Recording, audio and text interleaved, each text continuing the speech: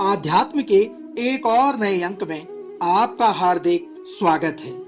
दोस्तों, कल हमने श्रीमद् भागवत गीता के 16वें अध्याय के महात्म्य का वर्णन किया, जिसमें भगवान शिव ने मां पार्वती व हमें श्रीमद् भागवत गीता के 16वें अध्याय के महात्म्य से अवगत किया।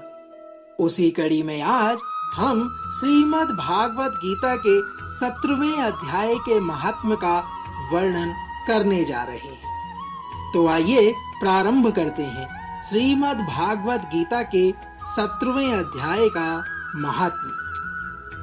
श्रीमद् भागवत गीता के 17वें अध्याय को प्रारंभ करते हुए भगवान महादेव जी कहते हैं, हे पार्वती, अब मैं तुम्हें 17वें अध्याय की अनंत महिमा का वर्णन करने जा रहा हूँ। इसे ध्यान पूर्वक सुनो। हे देवी, राजा खड़गबाहु के पुत्र का दुशासन नाम का एक नौकर था।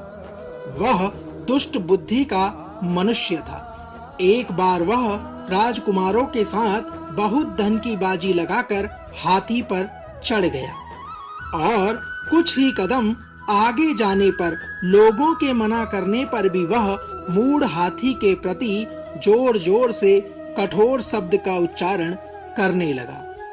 भगवान शिव कहते हैं, हे देवी, उसकी आवाज सुनकर हाथी क्रोध से अंधा हो गया और दुशासन को गिराकर काल के समान निरंकुश हाथी ने क्रोध से भरकर उसे ऊपर की ओर फेंक दिया। ऊपर से गिरते ही उसके प्राण निकल गए। इस प्रकार कालवश मृत्यु को प्राप्त होने के बाद उसे हाथी की योनि मिली और सिंघल द्वीप के महाराज के यहाँ उसने अपना बहुत समय व्यतीत किया। भगवान शिव आगे की कथा का वर्णन करते हैं। भगवान कहते हैं, हे देवी, सिंघल द्वीप के राजा की महाराज खड़गबाहु से बड़ी मैत्री थी। अतः उन्होंने जेल के मार्ग से उस हाथी को मित्र की प्रसन्नता के लिए भेज दिया। एक दिन राजा ने कविता से संतुष्ट होकर किसी कवि को पुरस्कार रूप में वह हाथी दान कर दिया और कवि ने 100 स्वर्ण मुद्राएं लेकर मालव नरेश को बेच दिया। कुछ समय व्यतीत होने पर वह हाथी यत्न पूर्वक पालित होने पर भी असाध्य ज्वर से ग्रसित होकर मरणासन हो गया।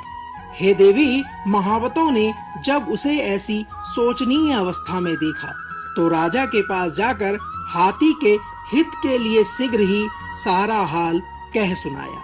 महावतों ने कहा, महाराज, आपका हाथी अस्वस्थ जान पड़ता है।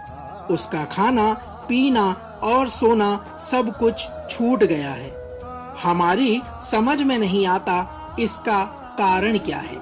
महावतों का बताया हुआ समाचार सुनकर राजा ने हाथी के रोग की पहचान करने वाले चिकित्सा कुशल मंत्रियों के साथ उसे उस स्थान पर भेजा जहां हाथी ज्वरग्रस्त होकर पड़ा हुआ था। राजा को देखते ही उसने ज्वर की वेदना को भूलकर संसार को आश्चर्य में डालने वाली वाणी में कहा।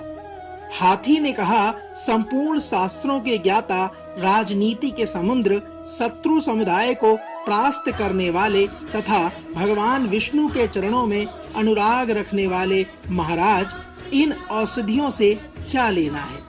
वैद्यों से भी मेरा कुछ लाभ होने वाला नहीं है। दान और जप से भी कुछ सिद्ध होने वाला नहीं है।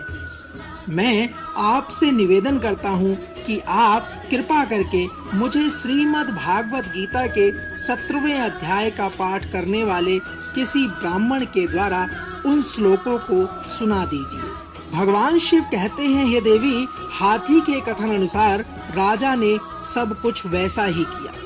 तदंतर श्रीमद् भागवत गीता पाठ करने वाले ब्राह्मण जब उत्तम जल अभिमंत्रित करके उसके ऊपर डाल रहे थे, तब दुशासन गजयोनि का परित्याग करके मुक्त हो गया।